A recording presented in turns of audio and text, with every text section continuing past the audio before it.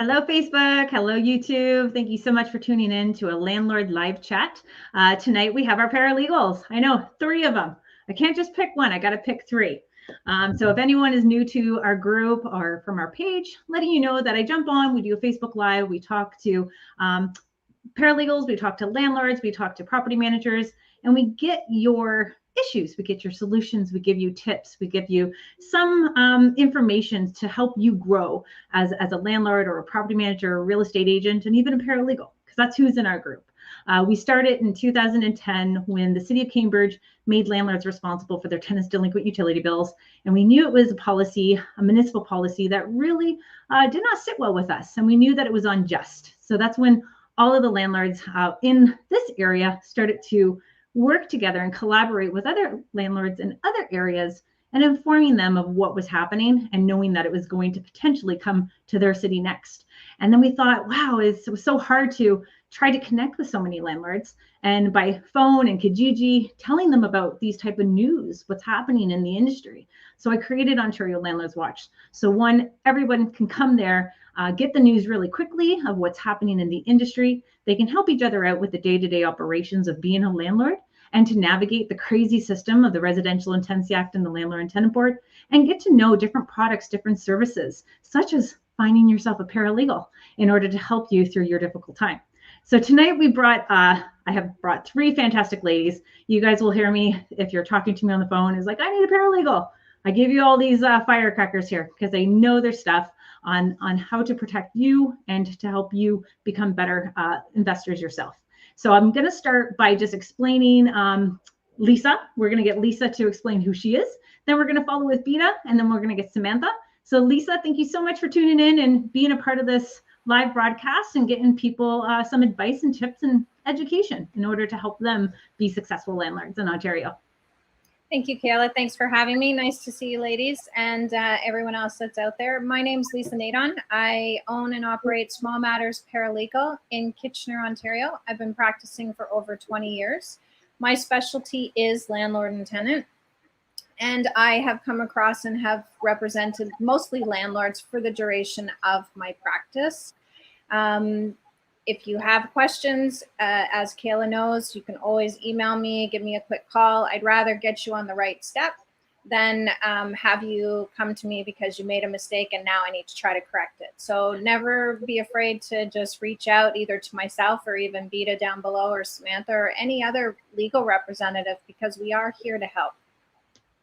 That's awesome. It's like having a bad haircut. You know, you cut yourself for COVID and you're like, can you go and fix this, right? Like, I can't fix this. Let's just get a wig on you for a couple of weeks and we'll fix it after, right?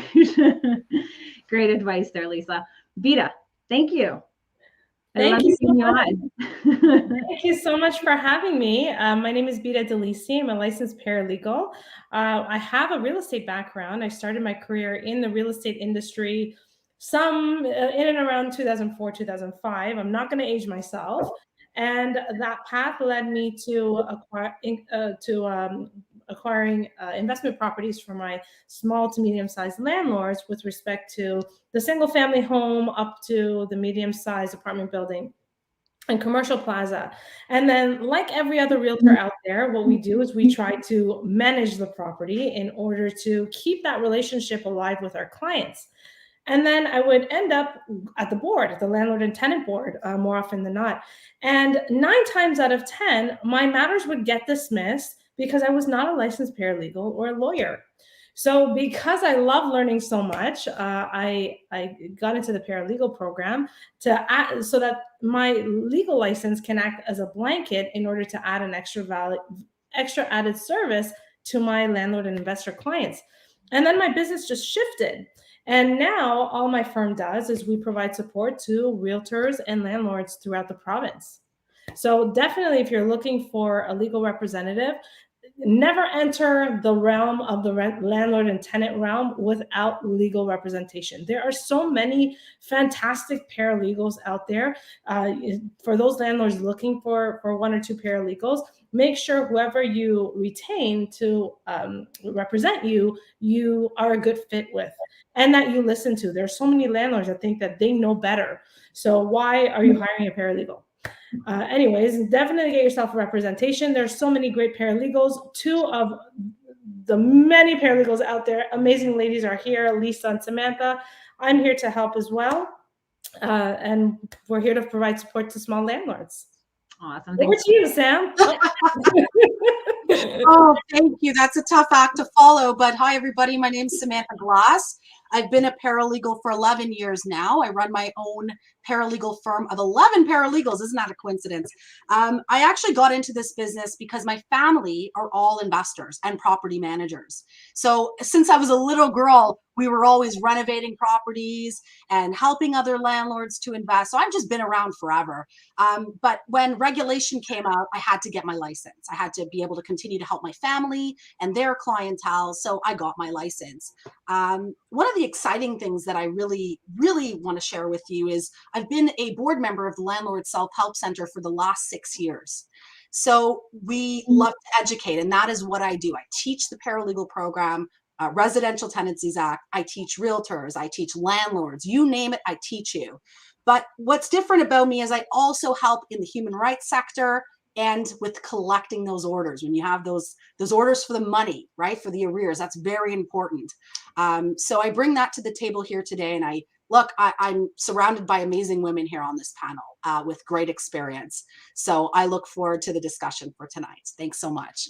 And that's what I was going to talk about before Samantha came on. I remember going all the way to Toronto, trying to find parking just to get into the landlord self-help. It was the meeting that they had, and they were talking about the lease, a monthly lease, a yearly lease. And it's me and Samantha, I still have that picture, Samantha. I think it's on our website, but me and her are standing there looking young and fresh and excited. And now look at us. We're like, yeah, let's do this. Yeah. Thank you so much, ladies, for giving an intro of who you are, what you're all about, to make sure that people are feeling confident in what you're going to have to say here tonight, because it does mean a lot knowing that you have years of experience, not only as a paralegal or obviously a property manager as well, and definitely bringing that human rights section, because I don't think a lot of landlords get to know about how involved that could be in their life as they are landlords in Ontario. So first and foremost, we got a lot of topics we're going to try to cover. We're going to touch a little bit of from Lisa, Bita, and we're going to go quickly. If you do see something in the comments, you can go onto the Ontario Landlords Watch public page to comment, or you can go on our YouTube channel on Ontario Landlords Watch to make a comment there so we can see it here on the screen. If you're watching from my personal page, I may not see it until later on, but I'm sure the girls are going to be able to chime in after. But if you see something that we're really talking about and you want more information at a later date, put that topic into the comments so that we can come back on a full episode and be able to give you some information. So number one, before we get into the Landlord and Tenant Board, because you know how that boils my blood, tips on how to avoid the Landlord and Tenant Board. For me, I'll be able to jump in and tell you guys it's all about that screening process for me. And what everyone has known as me is that I'm now the ambassador to Landlord Credit Bureau. So that in itself is what I find a really good screening tool to tell your potential tenants that you do report their monthly payment history to Landlord Credit Bureau. If it's good, you're going to help them grow their credit. If it's bad, it's also going to impact your credit, and it's also going to be able to, do a follow-up. It's going to stay there. So a lot of our good tenants are going to say, yes, this is a great opportunity. And sometimes our bad tenants are going to be like, no, thank you, and stay 10 feet away. But I know that we have the girls here tonight, and I will talk way too much. So touch your nose, girls, if I talk too much. But I want you to hear from them, because I know I talked to a lot of you guys about my tips on the screening, and I'll probably chime in throughout the evening as well. Lisa, give us a tip on how to avoid the Landlord and Tenant Board. Yeah, I think, like you said, screening is a big one. I think you need to get those applications. You need to get them completed. They shouldn't be skipping over some of the information because they feel they don't need to give it to you. And always credit check. Call the people back, call the employers, call the references. Yes, is it possible they're going to have their friend pick up the phone and say, oh, say it's ABC Roofing and I'm a good employee? That is possible. So one of my main tips is don't ever call from a phone number that has your name on it. Either *67 it or block the call somehow, so that when it does come through, you're just eliminating that potential. Maybe they are going to lie or falsify, but always call back every reference and always credit check them. That's my one tip. That's awesome. I was like, yeah, I never thought about blocking my number, right? And I know that we always look at that reference. And I know for, going back to a landlord credit bureau, when you're doing your credit checks, never take the credit check that's coming to you from the tenant, guys. I'm seeing that the tenants are getting very creative on how to, Photoshop those puppies. So even though we get one, we still always do our checks through Landlord Credit Bureau in a way to make sure that it's matching up with that same type of score. If it's a little bit less, it's okay. But if it's something crazy, then you need to keep on looking. Bita, what do you got for us tonight? So I have to agree with Lisa 100%. I think 80% of issues can be resolved if the vetting process is done correctly. And I think that's where we need to educate our landlords, especially the first-time landlords. And realtors. I do a lot of educating to my realtors. It's very, very important. And I tell them that they need to get their clients involved in vetting the tenants, because countless calls I get, I'm sure Samantha and Lisa get the calls too from the landlords who put the blame on their realtor. And the realtors have no training, zero, when it comes to dealing with landlord and tenant stuff. So the important thing is obviously, in order to vet the tenants, the source needs to know how to vet the tenants. Definitely, I would highly recommend that you pair up with a legal rep. Have somebody that assist you in what you can and can't do.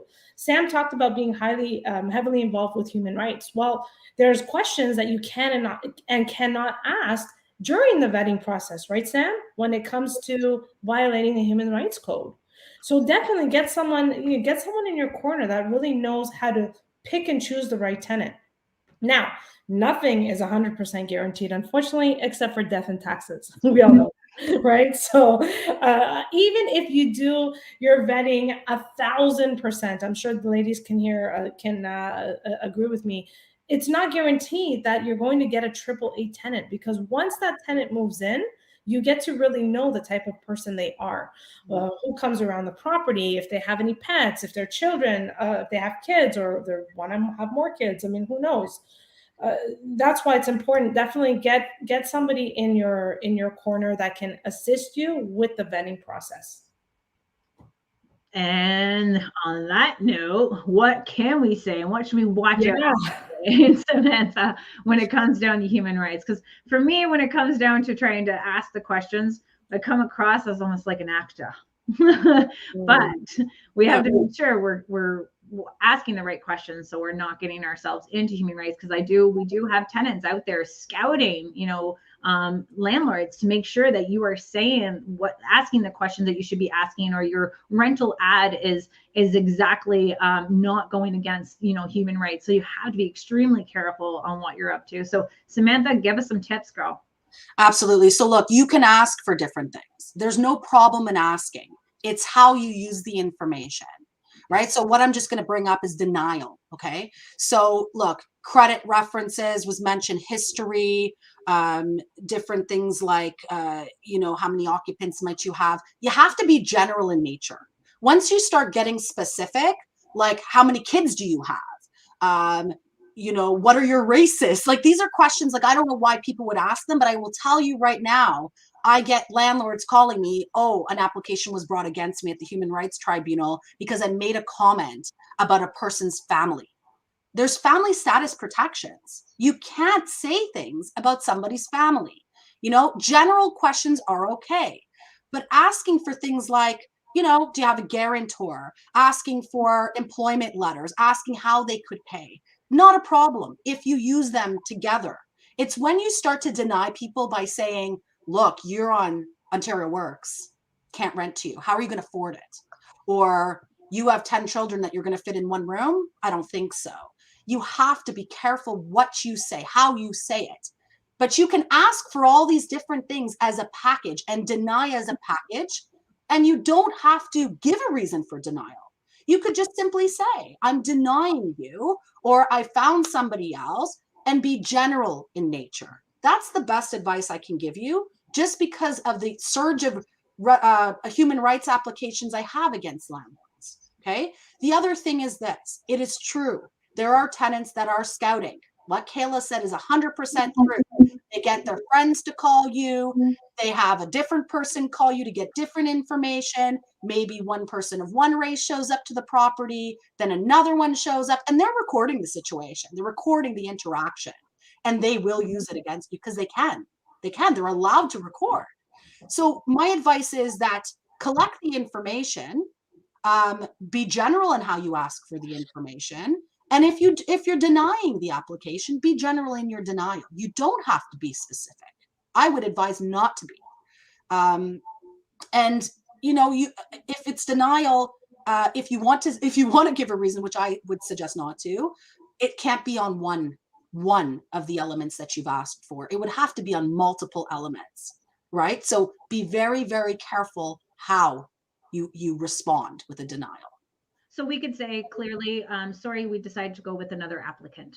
Absolutely. Well, what was wrong with mine? Just cease contact? No. No, I unfortunately, it's confidential. We decided to go with someone else. Perfect. You don't have to give any other reasons. There's no obligation under any law that says you have to. Right? It's reported to.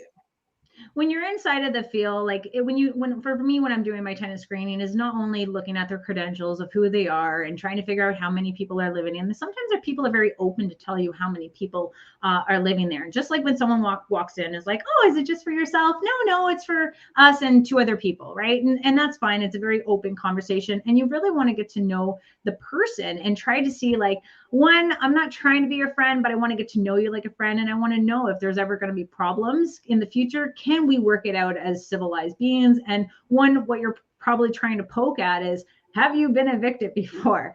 And that's the tail time. Like, are you in a database anywhere? And that's the part that's really making landlords nervous. And that's why we have to do all these checks. And it's so sad that we have to do these checks. I remember my husband's family, it's one application. That's it. Like, it's one little piece of paper, it's the applicant and lease. Not anymore.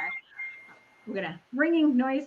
That means I'm done. I gotta stop talking. So we're gonna get into more details, obviously, every single broadcast that we do, to talk about different tips that we're learning through other landlords and what red flags have came about, when they found themselves in a difficult situation with a tenant.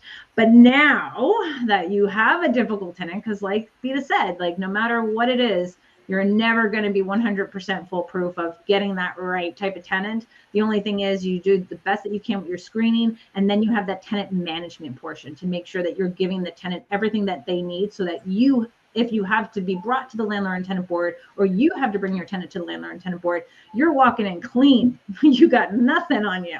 So now that you have a bad tenant inside of there, what should let's give a situation. Who wants to pick it? Are we going on an N5 or an N4? How should someone prepare to go to the Landlord and Tenant Board? Oh, simple. Go N4.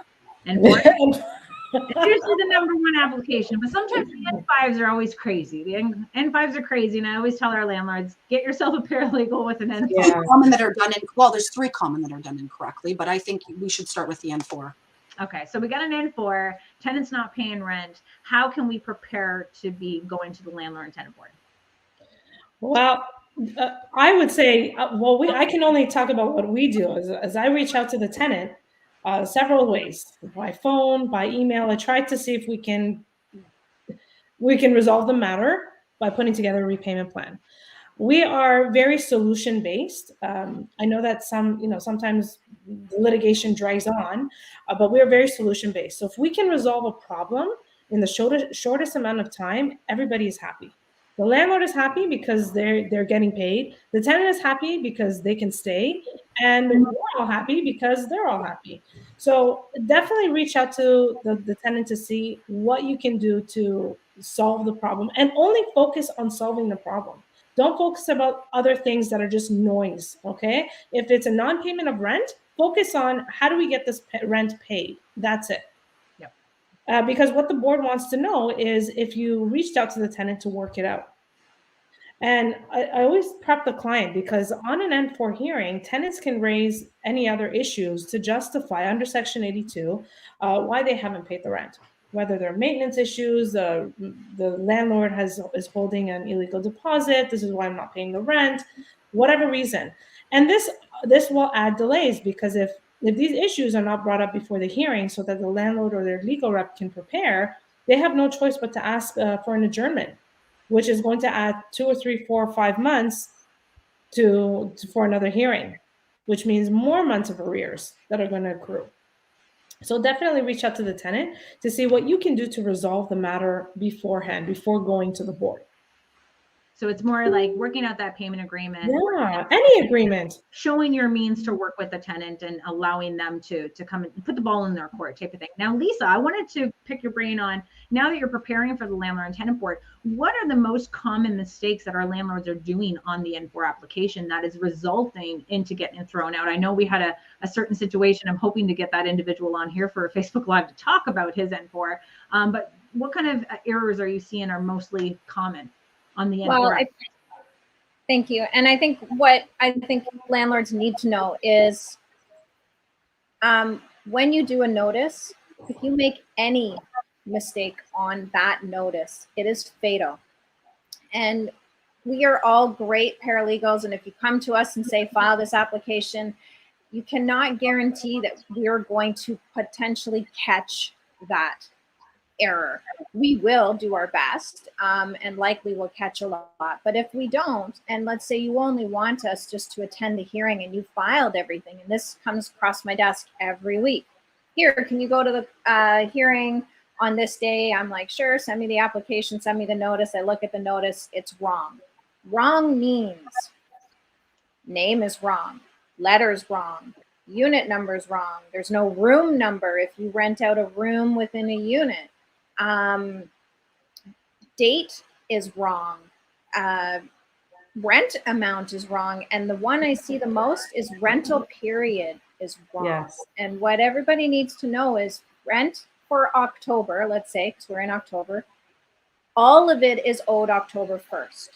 So when they say there's a rental calculation period, that's for October 1st through to the 31st. Doesn't matter if you're doing it today. It's the whole term, and you need to be very mindful with notices because we cannot correct them. We have to restart, and that could mean you losing your court fee.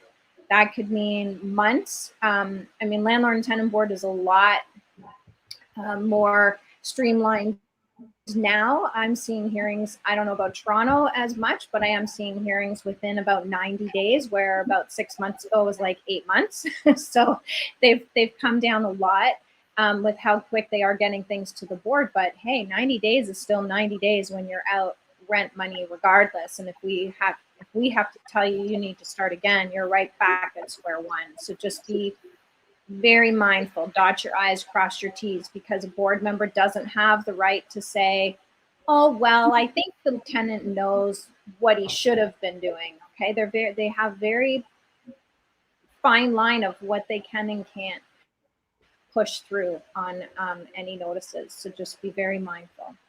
So with that concept, let's say that many landlords, if the tenants are moving in on the 15th of the month and now the 15th is the date that they pay their rent, would that be the start of their period counting the 30 or 31 days within that month? And that would be fine as long as they have their lease to back it up to show that is the start date of their lease. Yeah, I really hate those ones. I would say, can you prorate it so that they can move in on the 15th, prorate it for half a month, but start the lease like on a first of a month? But I mean, we can say that now. So the 15th of the month, the 20th of the month, as long as that is what's in the lease agreement, that's fine. But remember, your term for your rental period would be the 15th of October through to the 14th of November. It's not the 15th to the 15th, because that starts a whole new month. And that's fatal. So if you make that mistake, it's fatal. Your application gets kicked. That's as easy as it gets to making a mistake. Awesome, Lisa. Now, Samantha, serving the documents. I know the number one scapegoat for our tenants is, I didn't receive anything. I just serve everything by mail. It's implied service. So I can't talk about anything other than that. That's our best practice. We add the 5 days and send it by regular mail. That's what we do. We don't play any games with trying to serve it in person or under the door or anything like that. It's too risky. I know people take videos. I've heard stories, but never any issue with regular mail. The board accepts it as implied service. And the type of I can information. speak on that if you want. I'm sorry for hopping in. No, this is open conversation. This is how we flow here. So Samantha does it by mail. Yeah, mail is great. But do know there's nothing in the act that says that the landlords must confirm that the tenants received the notice. Okay, so long as you did it as per the guidelines and rules of the act, which is not email, regardless of whether the lease says, yes, we can email notices, never a termination notice, ever. Okay, so as long as you dropped it in the mailbox and you signed a certificate of service, I don't really care if the tenant said they didn't get it. I don't have to confirm. There's no signing or anything like that. Yeah, so that's what like for people who are individually serving their documents in person, it's always just taking a picture. I know that we had a hearing and I'm like, tenant didn't say she got her paperwork. I'm like, here's a picture. I'm putting it in the mailbox. Look at that. And you always have to be prepared. Now, if you have a tenant and you're going to the Landlord and Tenant Board and you're showing, like Bita talked about, that payment arrangement, do you think it would be a good idea from you guys to show that as evidence to the Landlord and Tenant Board, to show that you try to make a payment arrangement, showing that email to them? And also a little icing on top of the cupcake that I like to do is give these people the link to the local service managers, which you now can find through Navigate Ontario, to help them pay that rent relief in order to give them access to different government funds. And I show that to the adjudicator to say, hey, I'm directing them to the money as well, but I'm also a landlord who cannot sit here and be able to pay my bills if my tenants are not paying. So that would be a part of that little package. Send it in, look all shiny like a silver dollar, and be like, come on, give me my 11 days. Everything is good. Everything is right.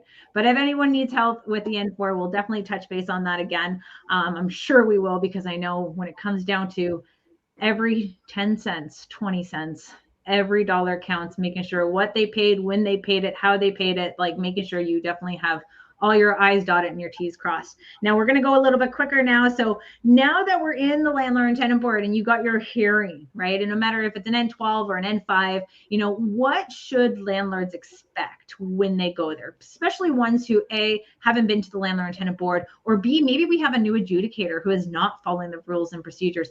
How should that be handled in a way of from start to finish, where I know we get into the openings and right down to your court case?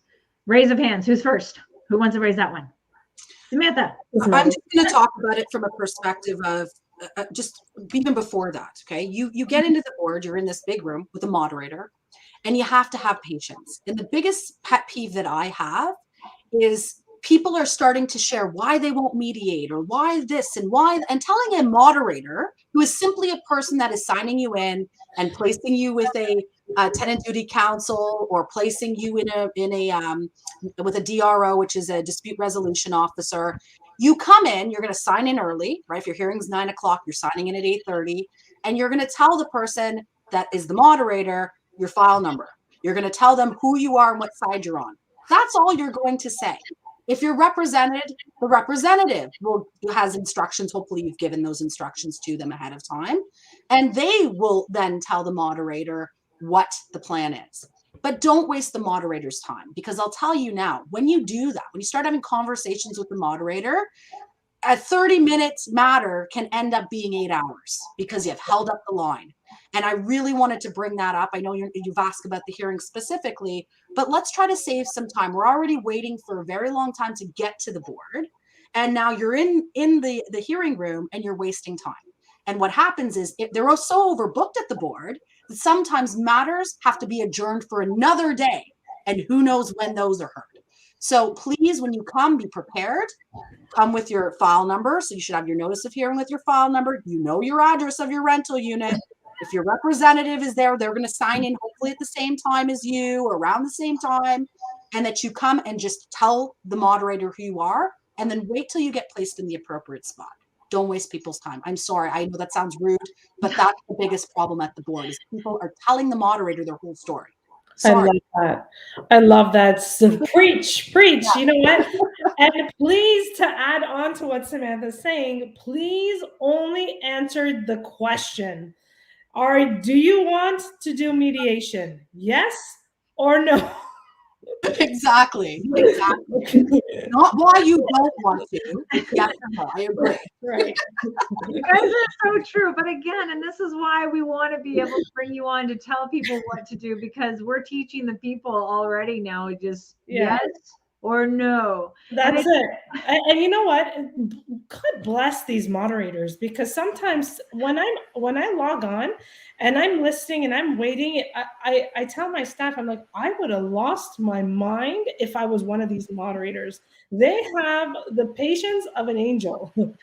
So please don't waste any time. Like Sam said, answer the question. There are other people. You're not the only one there. And the problem is that if we waste time and 100 other people are doing the exact same thing, you're adding to the backlog. So now that you get yourself into the hearing finally, and then we have it, let's say the landlord have brought their application. So it would be the landlord's turn from the adjudicator to be like, hey, well, let's go back a little bit before I want to get into that. It's about that, the mediation. You know, they offer mediation. Now, in your experience, should you recommend landlords do a mediation, or should you think that they should deny mediation and wait for the adjudicator? I guess it's going to be probably based on the severity situation of it. Like, obviously, if you see a tenant really not paying, not trying to help, obviously you probably want to skip the whole mediation, because you're at the point at the end of your rope. You're already at the board. You've already had that broken down communication. The tenant has stopped with you. So would you recommend, not recommend? I'm always down for mediation. Always. Solve the problem before the adjudicator, someone who's going to listen to your matter and then make a decision in 5 minutes. At least if you try to solve the problem, you have an influence on the outcome.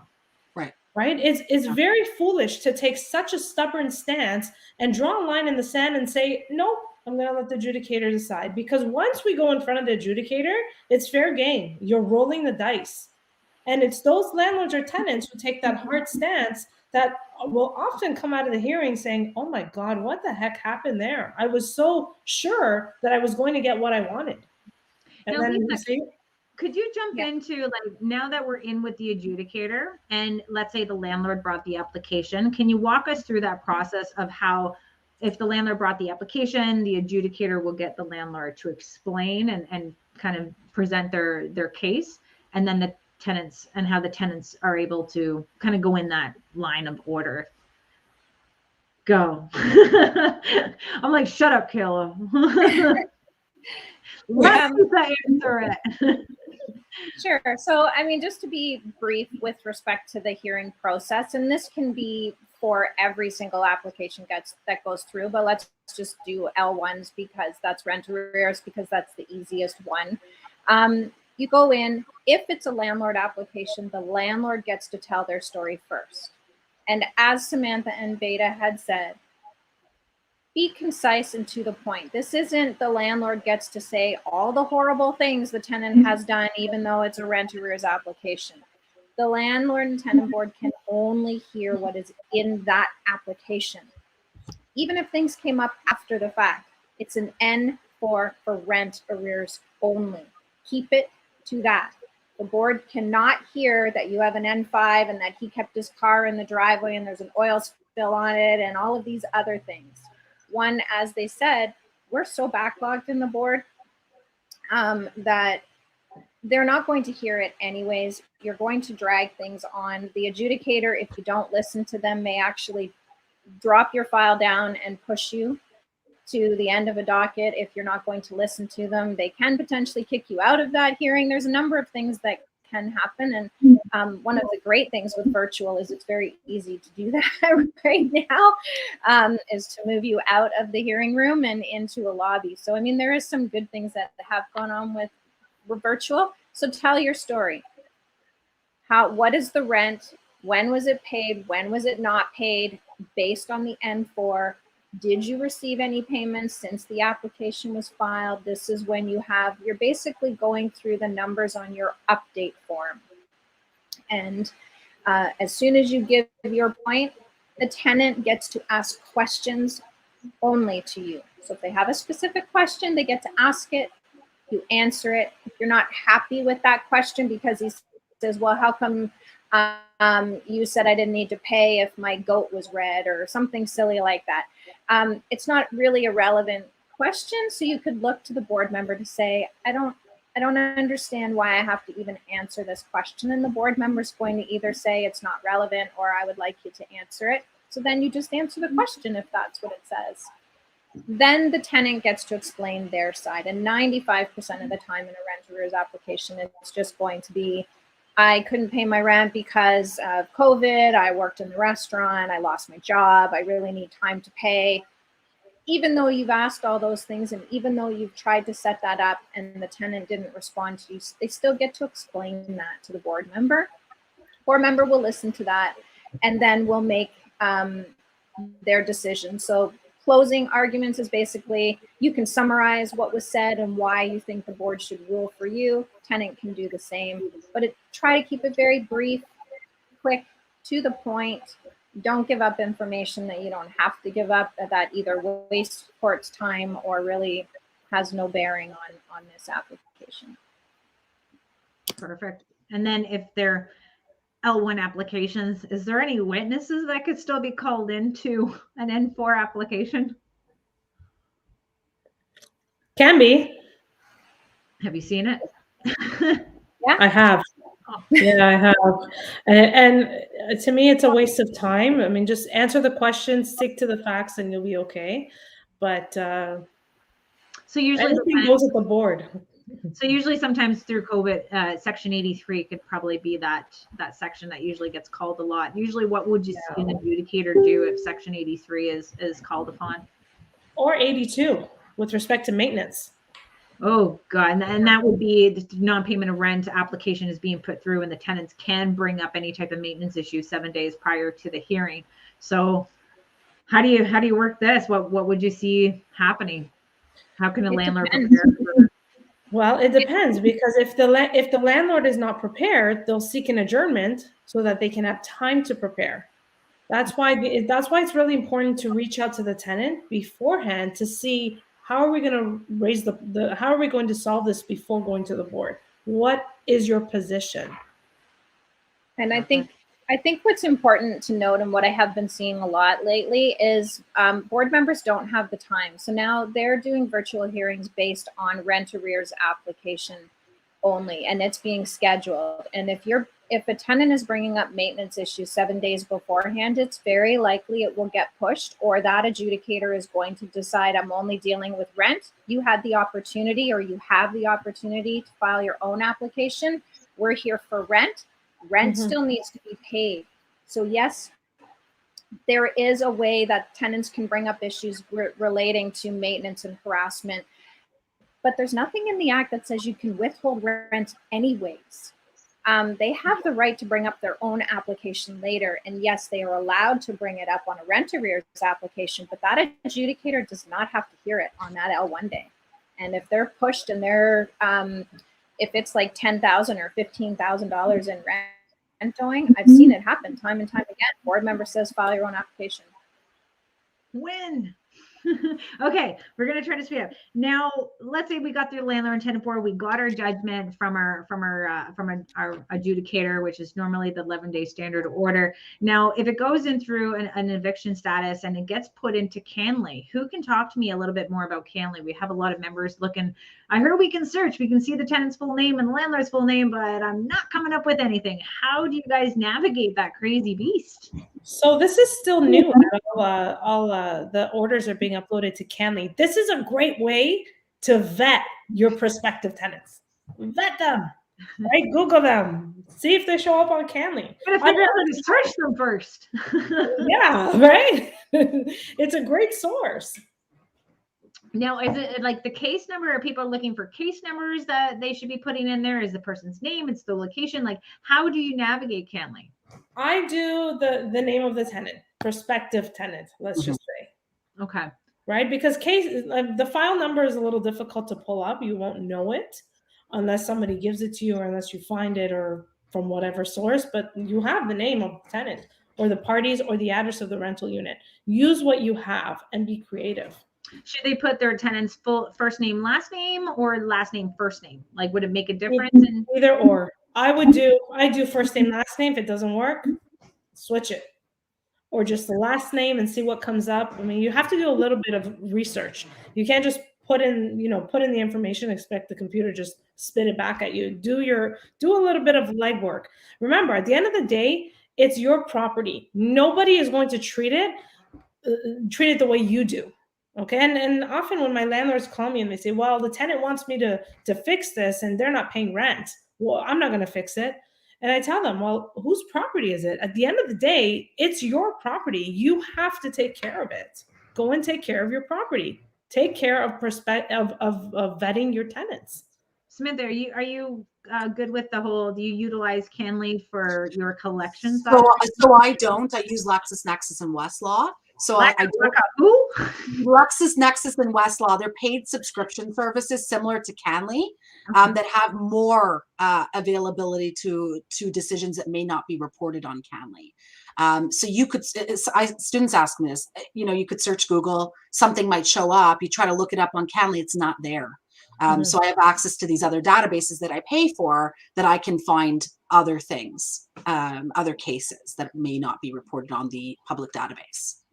Canlii is pretty easy to use, though. Pretty easy to use. I always suggest to go right into Ontario, the Landlord and Tenant Board, and then do your search.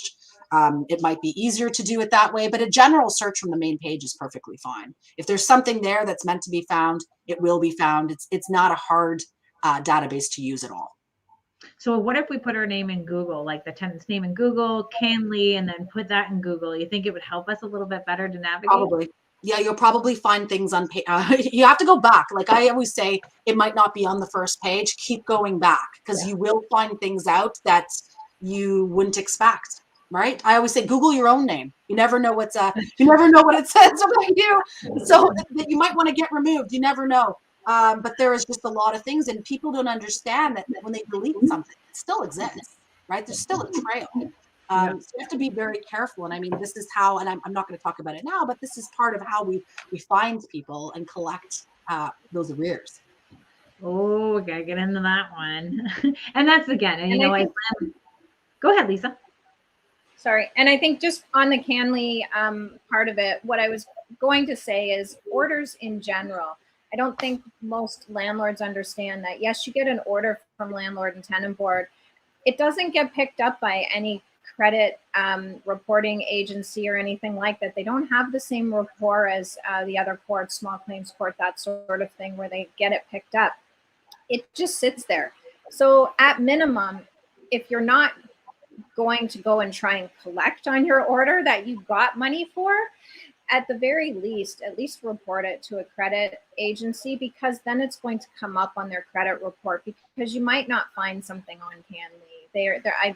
I'm not entirely sure how they're picking up, whether they're picking up all of their orders or just certain ones that look cool or have some kind of information people want. I don't really know what their process is, but for landlords, at the very least, if you want it to be known, then it needs to be pushed either through a garnishment, so collection procedures that way will put it on the credit. Or you can place, and you can talk to Kayla or Samantha or even myself with respect to, I'm sure Bita has the same, where we have abilities to move that step along. Yeah, definitely for our landlords now, with reporting the debt to Landlord Credit Bureau, it's going to Landlord Credit Bureau and also going to Equifax, where you're getting a trade line onto that in particular tenant's trade line. So as the other landlords are doing a check, you're going to be able to inform them a lot quicker than waiting for it to be uploaded onto Canlii. With Landlord Credit Bureau, as you report to Landlord Credit Bureau and Equifax, it gets reported in the middle of the month for the previous month. So there's still the little bit of a delay there, but that's for the simple fact of making sure that all parties know what's being reported. They have a way of disputing it, and it gives a landlord to make any changes just in case they made some mistakes. But at least we finally have something. I know all of our landlords have been, we need a bad landlord list or a bad tenant list. And I was like, well, we have a bad landlord list, how come we can't have a bad tenant list? But it's not about that, because sometimes we have people with great, bad credit, but they can pay their rent on time, and that's what you're getting through the Equifax credit checks through Landlord Credit Bureau, is showing that payment history as well, to see how the tenants pay, and landlords can leave reviews for their good tenants, and to inform them, hey, you should be looking at this in particular tenant. But let's say that we put them into the database, we get them on Equifax, and we're informing other landlords, making sure that they're doing their own credit checks, but at the same time, you have those type of tenants that also don't care. But how do you make them care? By getting into that collection side of it, the garnishment of the wages. How do we get into tracking them down? Samantha, you're a girl on this one. Oh, collections. Absolutely. Collections for Capital One. Oh, did you? Yes, I used to do them for some of the other banks. So this is where my background comes into this. What's really important is a lot about the tenant.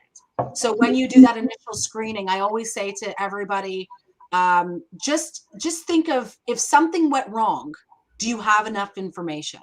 Because if you don't get information, driver's license, if they have it, do they drive? Do they own the car?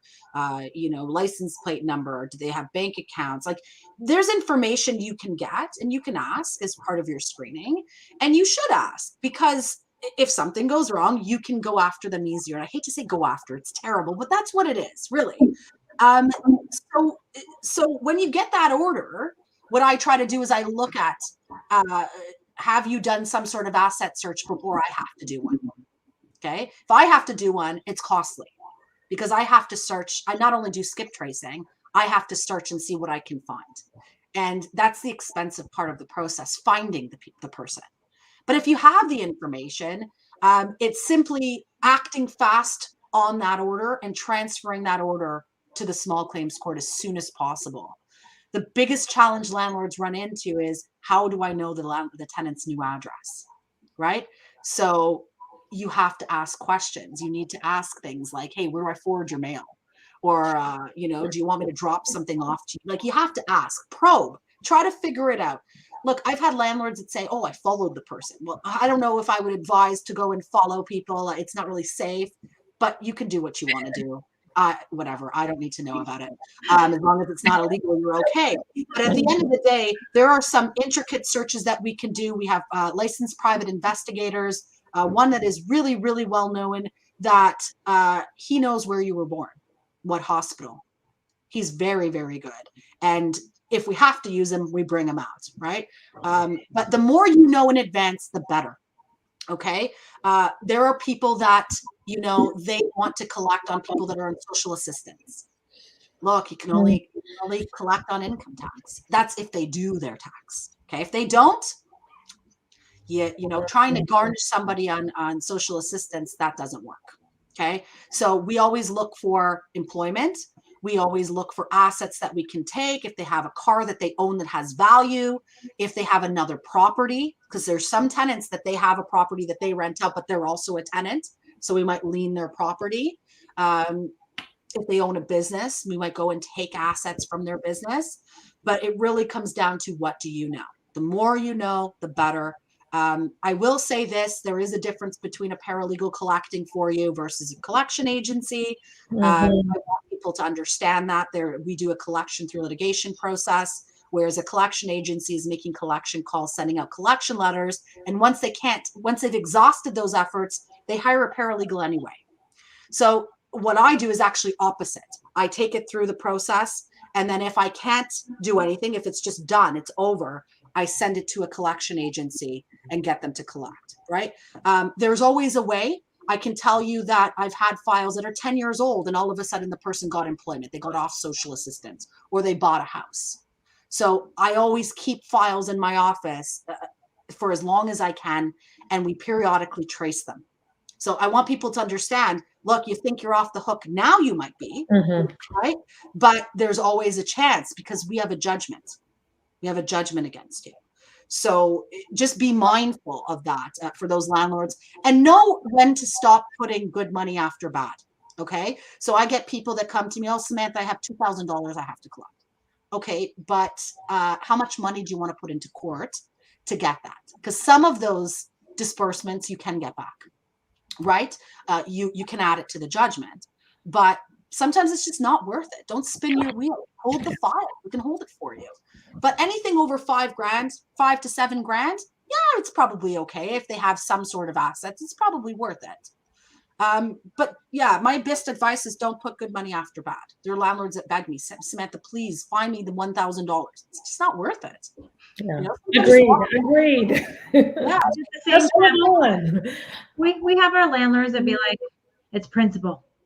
You have to know that the tenants are not getting away with it. And that's what the best thing about, when we get to report and be able to report to LCB is not having that judgment. It's about informing them. There is consequence to your actions. And out of everywhere that you could possibly imagine, like you can go into a store and rob a slice of bread and you're getting some theft charges on you, but only in Ontario, you got all of this rent for the year that's like, meh. We're not even going to talk about it. And that's a part of the advocacy. And I really encourage all of our members, to get very intuitive with advocacy and talking with your MPP and your MP and even your city councilors. I know a lot of our municipal councilors now or regional are trying to call upon the province to stop reno evictions, right? We got more landlord licensing happening in Barrie. So it's like a lot of this is starting to be like choking something so bad that you're hoping that it produces something, but it's not. It's restricting the growth of investments. And my job is when I speak to different podcasts and Zoom meetings, is about encouraging our members and our viewers to be advocates, to talk about what the problems are with the Landlord and Tenant Board and the Residential and Tenancy Act, because we are trying to create a fair and balanced housing system for good landlords and good tenants. But in order to do that, we do need to come down to giving protection to both parties and knowing that you can't paint one individual with the same brush, right? And I like to know that with the Landlord and Tenant Board, being able to give, the whole situation of the scope of the relationship with that in particular tenant or with that in particular landlord, but we always have other options for our landlords as our tenants as well when they have property standards, they have the RTA and the LTB, and they also even have municipal counselors to, help and guide them. But even though we are sitting here talking about the ins and the outs of the RTA and the LTB and knowing how struggling it is, it's still a good business to be in. It's a very safe business to be in as long as you get to know your tenant screening, know the system, know the RTA and the LTB. So when you are having a difficult situation, you know how to handle that in particular tenant. You know how to guide that in particular tenant to say, this is what's happening. I'm giving you this option. I don't want to have to go here, but I will if I have to. And hopefully together, as I get to hear from our group members of what issues they're going through, I can bring their voices to Landlord and Tenant Board. I can bring it to the elected officials to say, obviously, we need to encourage more supply. This system is discouraging our investors from encouraging the supply of getting into the business, and instead they're getting out of the business. And we want to save our housing stock. Now, with everything, and especially you guys know me and how I'm constantly preaching that we are, looking for that better system. What would be your issue? What would be your top issue to creating that fair and balanced housing system? And what solution would you like to recommend if you have any elected officials listening tonight? Absolutely. So I noticed the Landlord and Tenant Board is starting to pre-vet applications. So I'm very proud to see that happen. When you submit an application to the board, if something's wrong, you will get an email back and they will stop you. They will tell you to correct it and they will not accept it. And that was one I've been preaching for years. So I'm happy to see that actually happen because that will prevent the backlog. Other than that, really just understanding the process. I know the Landlord and Tenant Board used to put out a lot of videos on the process. I think they need to do that again. They need to do a better job of that. From them, it has to come from them. I know Landlord Self-Help Center does that. But again, the more knowledge that we put out there to explain, to walk self-represented individuals through the process, especially how to get the evidence to the board would be a very good one. There are people that come to the board, they have no evidence. They're like, oh, here, I have my evidence here today. The board's not going to accept it unless it's an adjudicator that is new and may not know. So my ask is to simplify the process by educating further, and it needs to come from the board.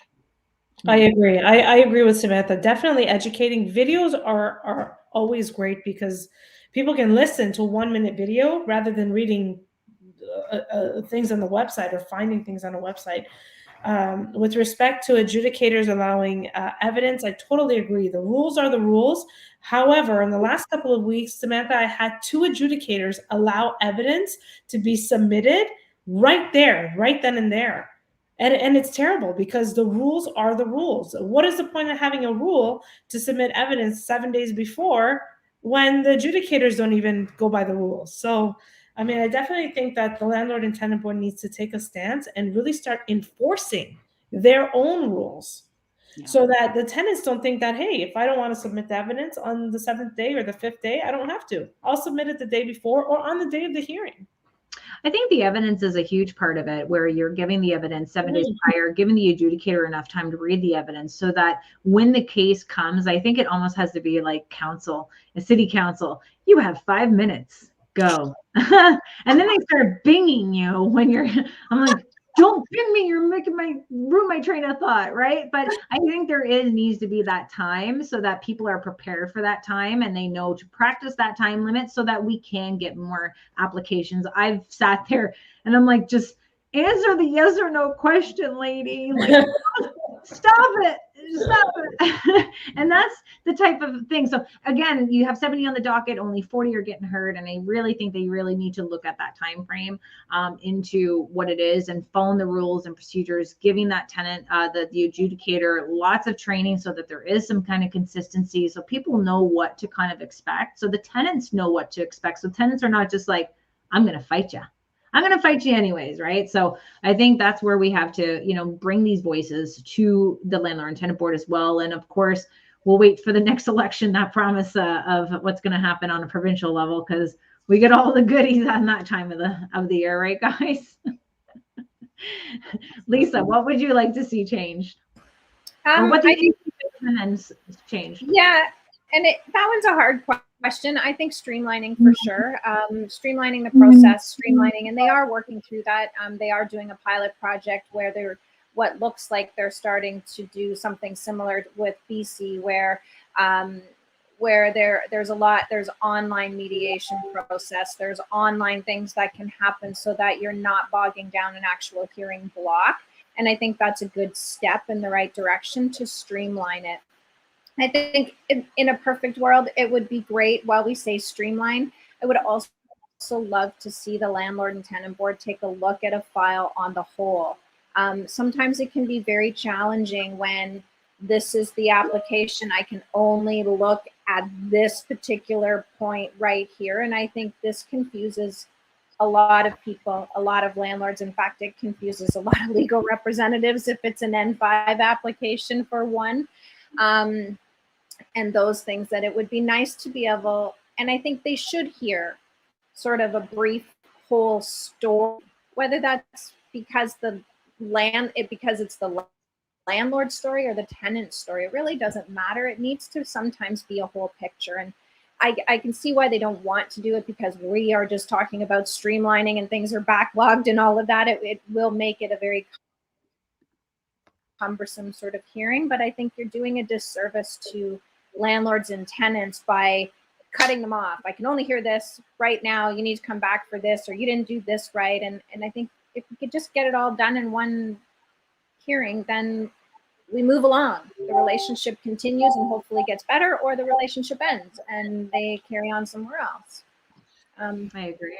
It's you look at having the whole, because even though you have a non-payment of rent, yes, it's the most important. You have a stronger chance of getting eviction versus the N5. So people are just like, well, I have an N5 date for later, but they already got evicted for N4. So it's like, are we taking up spaces that really don't need to be taken up at the Landlord and Tenant Board, and trying to streamline that approach so that it's not being bogged down? And even for some of these cases, some hearings, some cases it shouldn't have to go to a full-on hearing, but the paperwork and the evidence should be brought to the Landlord and Tenant Board in order to allow them to make a judgment. If they have any questions for clarification, it's through email or it's through by phone. And this way we can kind of spit out some of these consent orders without even having to go for a full-on hearing.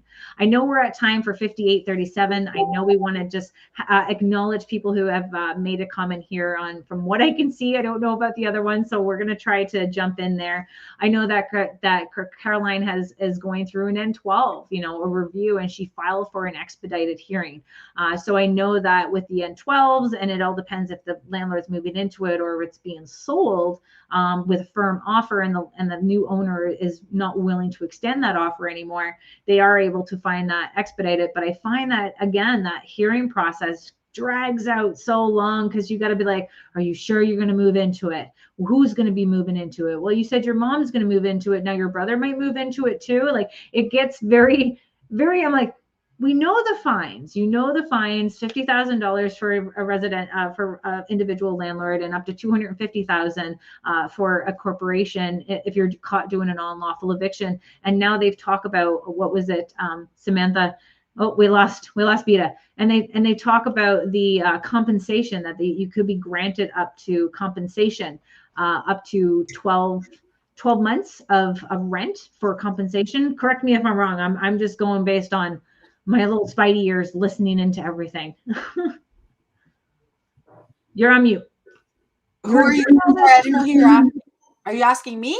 Yeah, I'm asking you. Oh, you're asking. Yeah, there's severe fines that you can face. Yeah, absolutely. If it's bad faith, it's a difference in rent for 1 year. Moving expenses, you could be fined in other ways as well. Absolutely. It's you don't take risks on things like that. Like people, when they're desperate, that's when they get into trouble.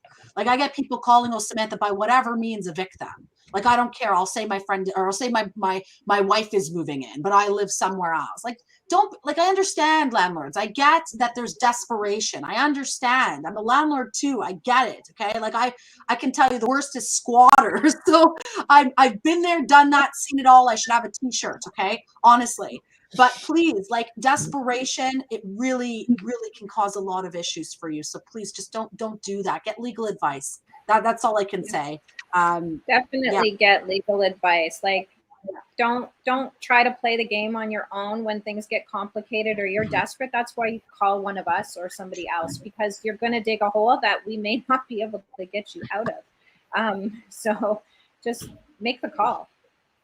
So once we get into the Landlord and Tenant Board hearing and we have an N12, should we be bringing in the person who's going to move into the place? Should we be bringing them in as a witness? Yes.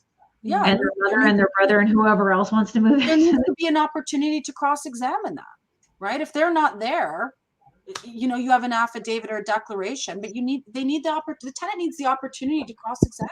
Absolutely, they need to be there. I see the biggest problem is when you have a purchaser's own use and the purchaser doesn't want to be involved. Mm-hmm. I'll sign the affidavit, but I'm not coming to the hearing. Why are you not coming to the hearing? You need to come, right? So you need, again, it goes back to legal advice because there are nuances to every application. Okay, I want to be very clear. You make one mistake, it can be fatal. If you don't have the right people there, it can be fatal. You don't pay the compensation, you waive rent instead of paying compensation, it could be fatal, right? I want to be very clear. It's not as simple as you think. You can read the act, you can read the regulations, you can read practice directions, you can talk to all of us, but it really is, everything is a case-by-case basis. And at minimum, if you're not going to hire somebody, at least take an hour of their time, pay them for an hour and get some proper advice. We had a lady, 43,000 in arrears, and because she didn't give a compensation of that month's rent, it got denied at the board, right? So it's very important that people learn from other people's mistakes as much as you possibly can, and that's what I hope the group does.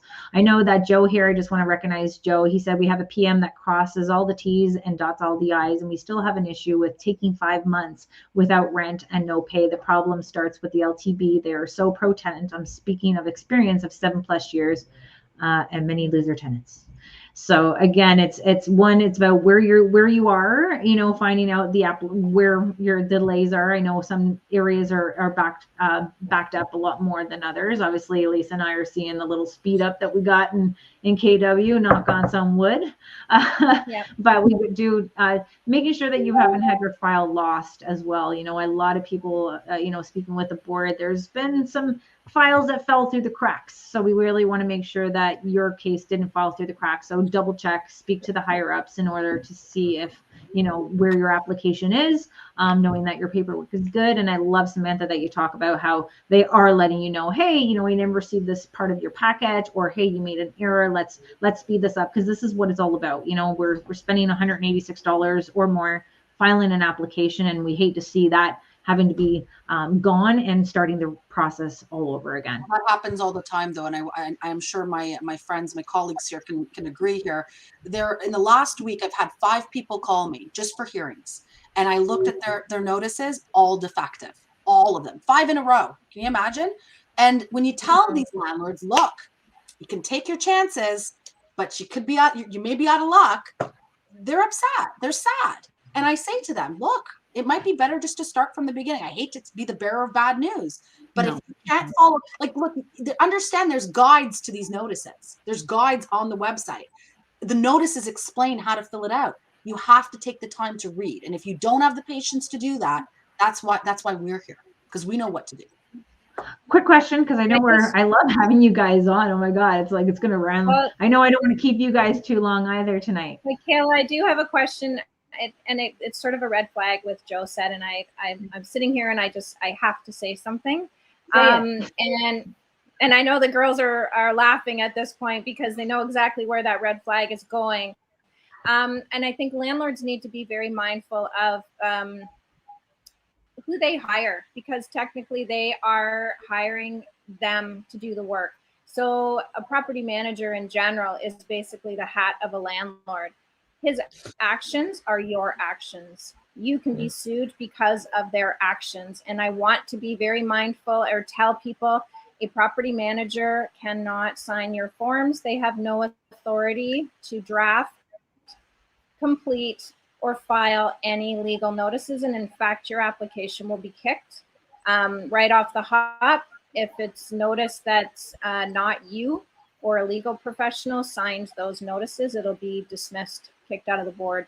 So I couldn't sit here and not say something on that one. No, you're right. That's why the landlords so can your property manager, I know from speaking with the board, we say, like, can a property manager help the landlord fill it out? But they said the landlord has to sign the document, right? And that was, advice coming from the board, but everyone knows you call the board, you could be getting advice, and then you call another one, you're getting different advice too. So really kind of the board cannot give you legal advice.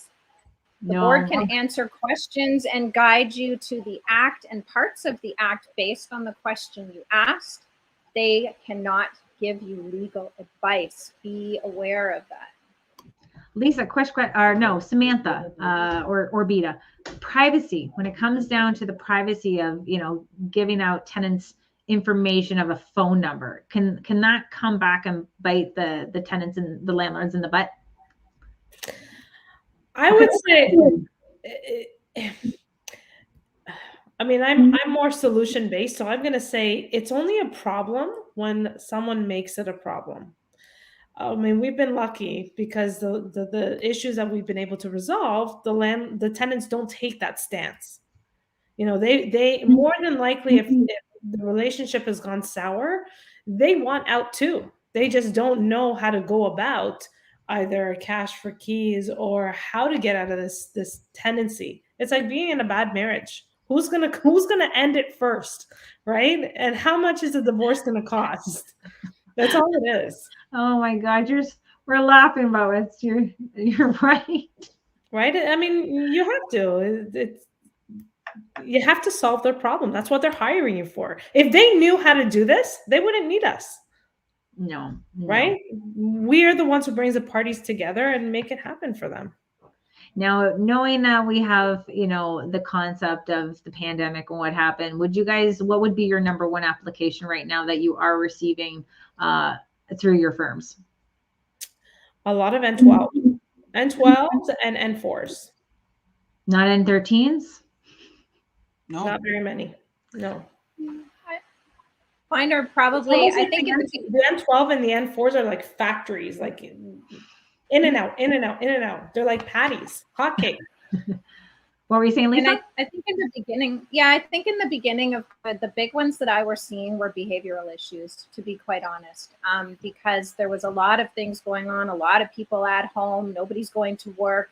Landlords didn't know how to address complaints, and I was getting a lot of calls with respect to that. But for now, because I'm in Kitchener area, a ton of N12s, N13s, most definitely.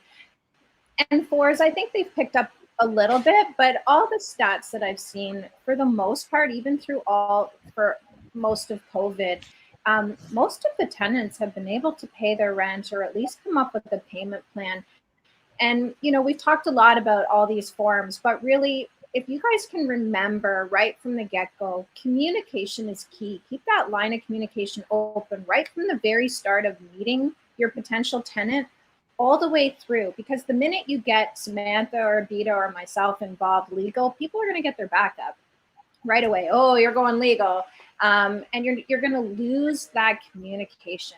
So if you don't have good lines of communication now, try to make good lines of communication, because you're not going to get something. And that was the thing that came up in COVID, was the landlords might have been, they want their money. Tenant hasn't paid rent. And so the landlord's like, well, I need to pay my rent.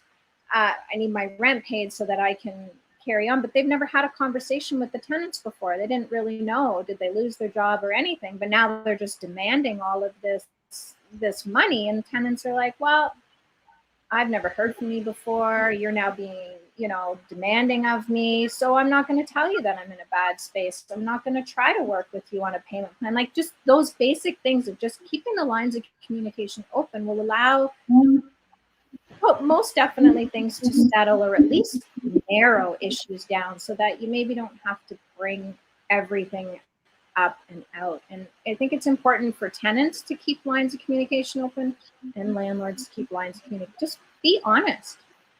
It's better if you say, hey, I lost my job, I can't pay the rent, I need 2 weeks, or I can't pay the utility bill this month because this and this happened. Sure, is the landlord potentially still going to give you a notice because that's what we need to do to get the lines flowing? It's possible, but they're more inclined to work with you on a payment plan, I think. And same with the landlords.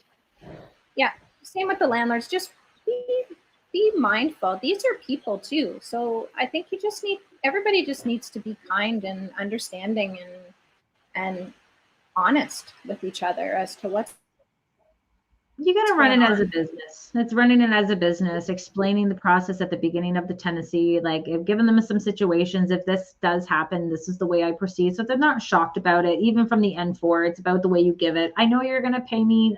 I have to give you this. The system's already built in. It's always about that personal touch to it. And that's why when you communicate and you try to pick a good tenant, you got to see, how can I work with you? How can I talk with you? Can I talk to you as a friend? Or do I have to be firm and strong against what you're doing because you're now fighting back? Now, I know we're at time and I said that, but I had a call that came from a landlord. And one thing that he was trying to do, which I know what you guys are going to say, so I just want to put you out there.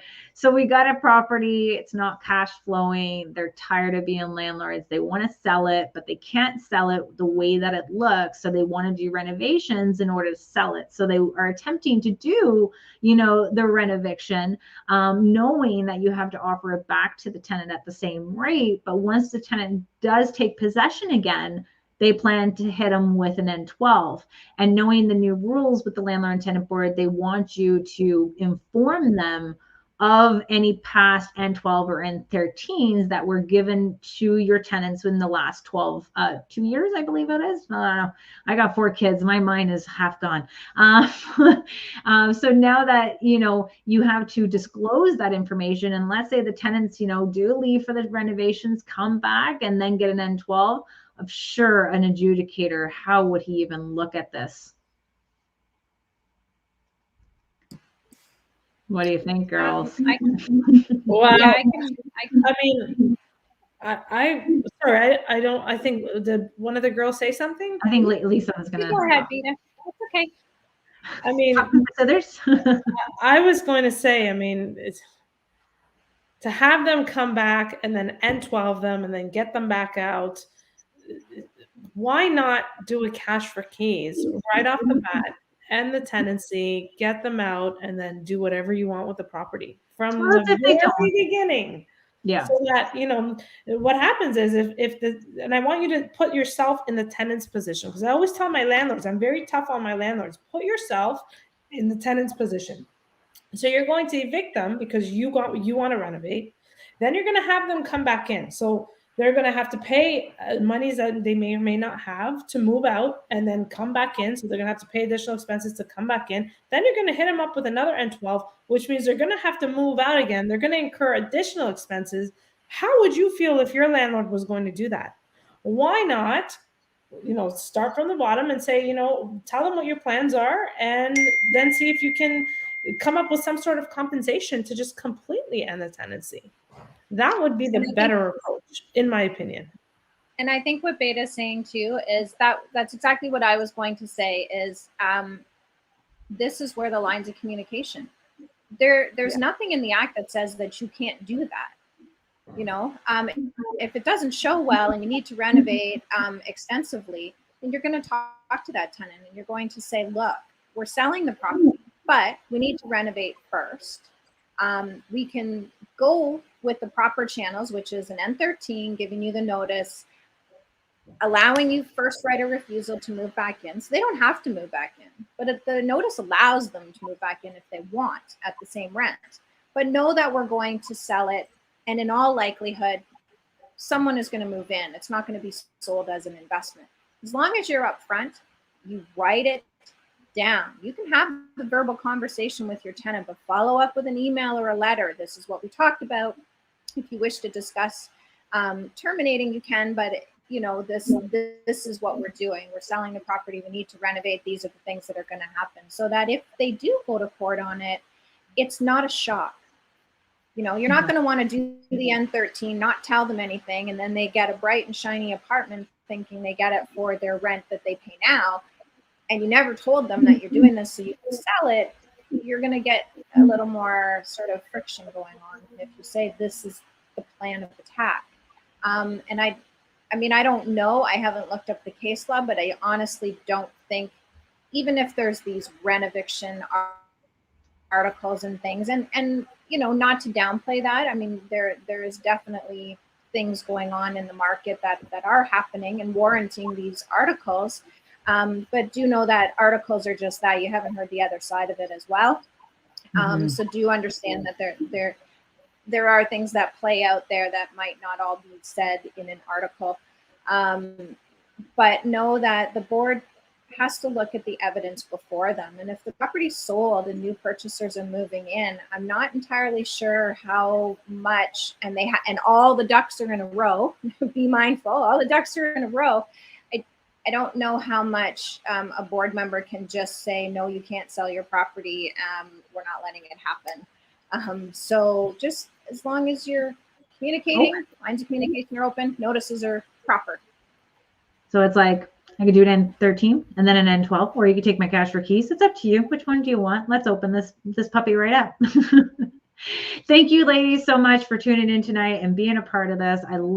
I'm sure that I want to have you back on to really get into detail about the new changes that are happening with that online system, similar to what they're doing in BC, and getting your input on it, as well as other changes that is obviously going to keep happening as long as we keep getting the Ontario Ombudsman actively investigating the Social Justice Tribunal. Gives us a little hope that that's why they're pushing out all these changes.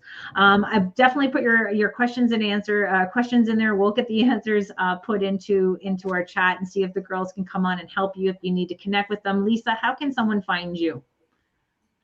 Yep.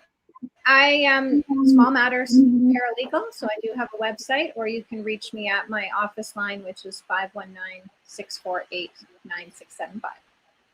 Perfect. Bita, how can we get you, girl? Check me out. I'm everywhere. Facebook, Instagram, StonegateLegalServices.ca. All of our contact information is there. Awesome. Samantha. Yeah, so sfg.legal. It's my company after my name, Samantha F. Glass, as you can see there. And you can contact any of my 11 paralegals through our website and contact form, or you can also send us WhatsApp messages. Ooh, getting fancy on us. Thank you, everyone, for watching. I really appreciate everyone that's in the group, making sure that you're helping each other out with the day-to-day operations, giving any tips and tricks that you've learned throughout your years of experience. And just understand not everyone is going to be at that level of education as you. So do your best to be kind. And because I don't like to delete anything from the group, but you guys can't be nasty, okay? No one likes anything nasty within the group. We want to be supportive. We want to teach you how to advocate. We want to teach you about different products and different services, such as as Landlord Credit Bureau, being able to do rent reporting. And that's going to be it's almost like our safe haven that we're looking at in a way to reward our good tenants and hold other tenants accountable. So make sure that you check them out at landlordcreditbureau.ca. They are going to be branching off into something a little bit different as well, but it's still going to be Landlord Credit Bureau reporting your rent payments to Landlord Credit Bureau as well as Equifax.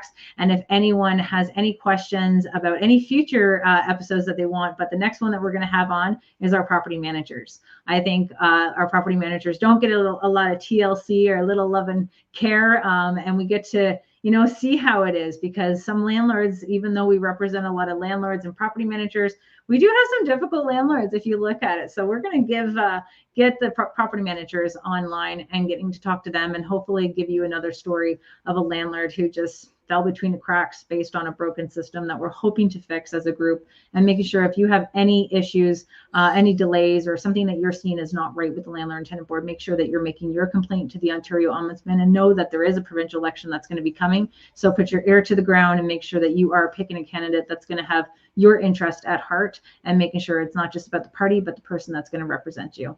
I want to thank you for being a part of Ontario Landlords Watch and subscribing to our YouTube channel, and just keeping you up to date on my travels and who I'm speaking to. And I appreciate everyone. And until we do this again, happy renting.